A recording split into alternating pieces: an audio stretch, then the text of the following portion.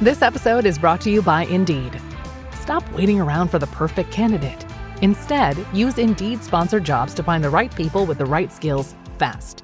It's a simple way to make sure your listing is the first candidates see. According to Indeed data, sponsored jobs have 4 times more applicants than non-sponsored jobs. So go build your dream team today with Indeed. Get a $75 sponsored job credit at Indeed.com/podcast. Terms and conditions apply. What impact does being impatient have on you? Does your impatience ever get in the way of your peace of mind or hold you back from making progress? And how often does your impatience lead you to make decisions you later regret? Well, that's what I'm talking about in this episode. I'll be sharing lots of practical tips to help you overcome your impatience so you can find greater peace of mind. Ready to start cultivating greater patience? Then let's talk. Hello and welcome back to the Let's Talk About Mental Health podcast, the independent show full of simple ideas for better mental health, and thanks for joining me. If you're new here, then hi, I'm Jeremy Godwin, podcast creator and writer, and this isn't the type of show full of interviews or random opinions.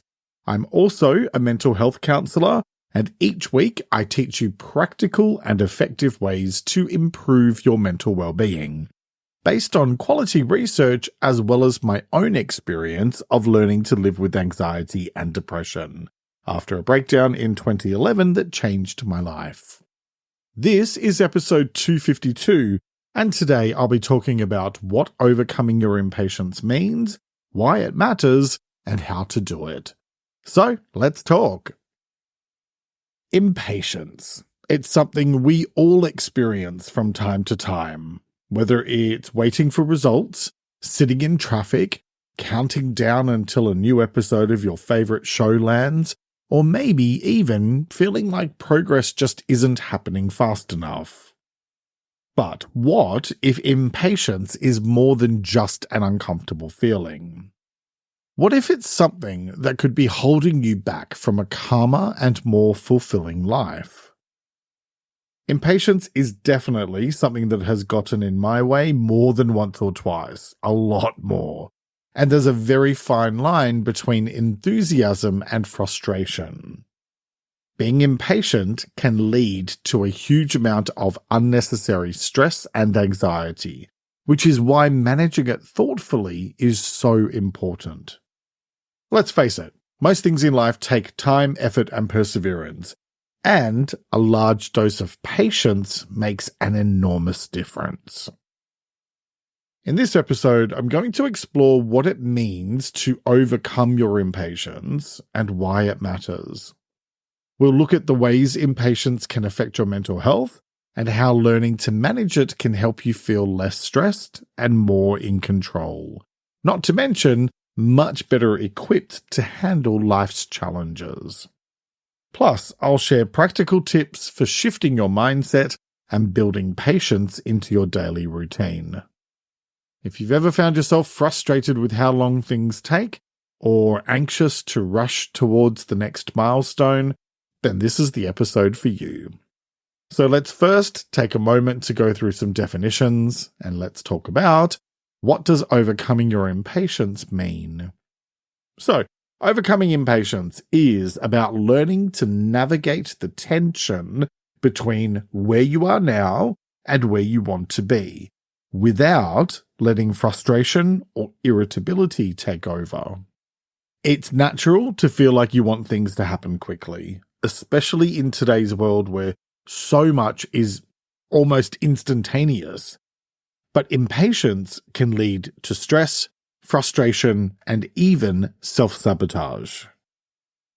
It's not about suppressing your desire for progress or results. It's about recognizing that the journey takes time, and that being impatient often clouds your judgment and slows you down. When you learn to overcome impatience, you build greater resilience, which helps you stay focused and clear-headed as you work towards your goals. On a practical level, overcoming impatience means training yourself to pause before reacting. For example, let's say you're working towards a goal like improving your fitness or building a new habit. It's easy to get frustrated if you don't see immediate results. But if you can recognize that progress takes time and remind yourself to be patient, you're less likely to give up or feel disheartened. Another example could be waiting for a reply to an important email or waiting in a long queue.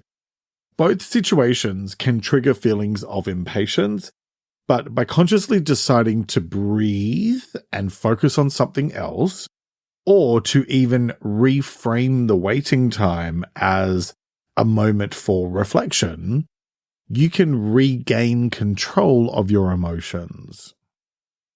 It's about finding ways to distract or refocus your mind rather than letting impatience dictate your actions. In mental health terms, overcoming impatience plays a significant role in emotional regulation. Impatience can trigger stress, anxiety, and even anger, all of which negatively impact your well-being. By actively working on reducing your impatience, you can manage your emotional responses more effectively.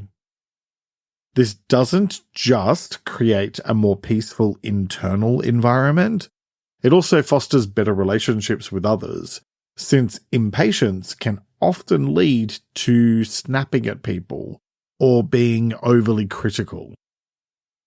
The act of overcoming impatience helps you build tolerance, not only for situations that are beyond your control, but also for yourself.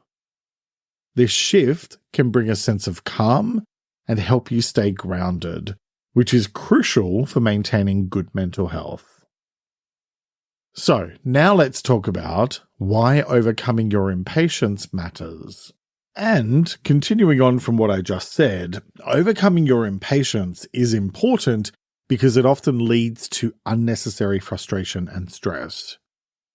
In general terms, impatience can cloud your judgment, causing you to make impulsive decisions or react poorly in situations where a little patience could have led to better outcomes. Whether you're waiting for an important result, working on a long-term goal, or dealing with everyday inconveniences like traffic or long queues, impatience can make these experiences much harder than they need to be. Really, it's about managing your expectations and recognizing that not everything will happen on your timeline. All you have direct control over is yourself and what you choose to do and say. For me, it's something I've struggled with professionally and personally, and I've had to work really hard to become a lot more patient with things and not allow myself to become affected by delays or slow growth or whatever. So for example, I'm in the process of coming back to YouTube after a hiatus of about 6 months, and I'm really focused on just allowing things to grow organically rather than getting frustrated if it doesn't happen at the pace I want it to. And by the way, I'll include a link to my YouTube channel in the episode description if you'd like to subscribe and stay up to date with my videos. The point here is that by learning to overcome your own impatience, you can develop a much greater sense of control over your emotions. And that can improve both your productivity and your overall happiness. Impatience often stems from a desire for immediate gratification, but life's most meaningful achievements, like building a career, developing healthy relationships, or growing as a person, all require time, effort, and perseverance. If you allow impatience to dominate, you risk giving up too soon or taking shortcuts that might lead to unsatisfying results. Overcoming your impatience teaches you to be more thoughtful and intentional in your approach, allowing you to persist through challenges without being thrown off course by temporary delays. Also, if you're constantly battling with a desire for things to happen more quickly, you can find yourself feeling mentally exhausted, like you're always fighting an uphill battle. This creates a cycle of stress, which can be harmful to your emotional well-being. Over time, chronic impatience can lead to more serious issues like burnout or heightened anxiety, particularly when things don't go according to plan. By learning to overcome impatience, you give yourself the gift of emotional balance. Patience helps you stay calm in difficult situations and allows you to ride out challenges without becoming overwhelmed. When you can approach situations in a calm way, you're better equipped to manage stress and avoid the harmful effects of anxiety. You're also less likely to react impulsively, which means fewer regrets and a greater sense of control over your circumstances, all of which builds your emotional strength and helps you develop healthier coping mechanisms. By working on improving your patience, you become more understanding and compassionate, both towards others and yourself. This can significantly improve the quality of your relationships, creating a more positive environment for everyone involved. Overcoming impatience also boosts your self-discipline and perseverance. So when you're able to wait for things without becoming too frustrated, you're more likely to stick to your long-term goals. Patience enables you to enjoy the process rather than just focusing on the end result, which can make your journey feel more fulfilling. Patience also allows you to manage your emotions more effectively, reducing the mental and emotional toll that impatience can take. You'll find you're more at peace with the pace of life, which leads to a greater sense of contentment. In general, overcoming your impatience is essential for managing life's inevitable challenges in a healthier and more balanced way. By proactively focusing on developing your patience, you're setting yourself up for a calmer life and personal growth. So then, how do you do all of that? Well, let's first take a quick break to hear from the brands who help me create this show each week. And welcome back. Now let's get into the how-to part of today's episode and let's talk about how to overcome your impatience. Okay, first, pause and take a deep breath. When you feel impatience rising, pause and just focus on your breath for a few moments, ideally at least 15 to 20 seconds. This helps immensely because it interrupts the cycle of frustration and gives your mind a moment to reset. Breathing deeply slows your heart rate, which reduces your stress response and brings you back to the present moment.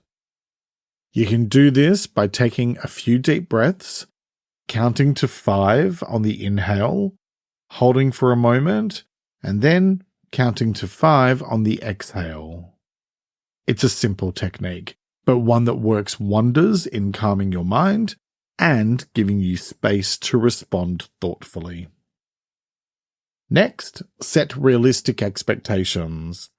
Often, impatience stems from expecting too much too soon. By setting more realistic expectations for how long something might take, or what you can achieve in a certain time frame, you can manage your frustration more effectively. When you're not constantly battling unrealistic goals, you reduce disappointment. Consider breaking down your goals into small, manageable steps and remind yourself that progress takes time. It's all about pacing yourself and accepting that good things often take longer than expected. Speaking of, my next tip is practice acceptance. Learning to accept things as they are, instead of constantly wishing they'd move faster, is a powerful way to overcome impatience, because acceptance brings a sense of peace and reduces the frustration that comes from resisting reality. Remind yourself that not everything is within your control, and that sometimes waiting is just part of the process. Acceptance doesn't mean giving up. It means recognizing that the journey is just as important as the destination, and that learning to flow with life's natural pace can make it more enjoyable and a lot less stressful. One way to do that is with my next tip: practice mindfulness. So, mindfulness simply involves staying fully present in the moment and accepting things as they are. This helps enormously because impatience often arises when we're focused too much on the future. In other words, on what we want to happen rather than what's happening right now. You can practice mindfulness by consciously engaging fully in whatever you're doing, whether that's eating, working, or even just walking. Pay attention to the sensations, thoughts, and feelings you're experiencing in the moment. Do this for a few minutes a day and build on it over time, and it will train your mind to be more present, more patient, and less reactive. Okay, next, reframe your thinking. When you feel impatient, try reframing the situation in a positive light. Instead of seeing waiting as wasted time, view it as an opportunity to relax or reflect, which helps to shift your mindset from frustration to acceptance, making the experience feel more tolerable. So try consciously looking for something good in the moment. Maybe you have some extra time to think, or you get a chance to catch up on a bit of reading. The more you practice reframing, the easier it becomes to stay calm and patient in situations that would normally test your nerves. And I talked about reframing in episode 245, so check that out after this one. Okay, so that leads to my next tip: use waiting times productively. So, instead of letting times you have to wait frustrate you, like, standing in a queue or preparing for a meeting to start, use them to do something productive or enjoyable, which turns idle time into valuable time and reduces your sense of impatience. You can do this by keeping a book or podcast on hand, catching up on messages, or even practicing mindfulness, which turns the act of waiting into a moment of being fully present without the need for distractions. So by making the most of these types of moments, you'll feel less like you're wasting time and more like you're using it wisely. Okay, next, distract yourself. When impatience starts creeping in, distracting yourself with something else can be a great way to manage it. This gives your mind a break from focusing on what's frustrating you. You can do that by engaging in a quick activity that shifts your focus, like reading, listening to music, or even scrolling through some light-hearted content. The key is to choose something that doesn't add more stress, but instead provides a mental breather. A well-timed distraction can help you return to the situation with a clearer and more patient mindset. Next, practice delayed gratification. One of the best ways to build your patience is by intentionally postponing rewards, because it trains your mind to tolerate waiting and remind you that the best things often take time. You can do this by setting small challenges for yourself, like waiting an extra day to treat yourself to something you enjoy, or resisting the urge to immediately check your phone when it buzzes. Over time, practicing delayed gratification strengthens your ability to wait for larger rewards, and it makes you more resilient in the face of everyday impatience. Next, count backwards from 100. Alright, so this one might sound a bit odd, but counting backwards from 100 is a great way to distract your mind and calm your nerves when you're feeling impatient, because it forces your brain to focus on something else, and it gives you a mental break from whatever's frustrating you. You can do this by simply starting at 100 and counting down slowly. By the time you reach 0, or even halfway, you'll often find that the feeling of impatience has lessened, and you're able to approach the situation with a much clearer head. Okay, next, write down your thoughts. When impatience strikes, writing down what you're thinking and feeling can help you process it more rationally. Impatience often leads to mental spirals where your thoughts race ahead of reality, and so this is a great way to get those thoughts out. Talking about it can help as well, preferably with someone objective. Try grabbing a notebook or opening the Notes app on your phone and write down exactly what's bothering you, why you feel impatient, and what outcome you're hoping for. Once it's on paper or on screen, you can then step back and see whether your expectations are realistic or if you're overreacting. This small and simple act of reflection can help you release the frustration instead of carrying it around with you. Okay, next, challenge your need for control. Impatience often stems from a desire to control the outcome of something, so learning to let go of the need for everything to happen exactly as you want, when you want, can help reduce feelings of impatience. This teaches you to accept that not everything is within your control, and that's okay. Remind yourself that some things are beyond your control, and that stressing over them won't change the outcome. Letting go of control helps you find peace in the process, rather than constantly rushing towards results. Next, focus on progress, not perfection. Impatience often rears its head when you're focused on achieving perfection or instant results.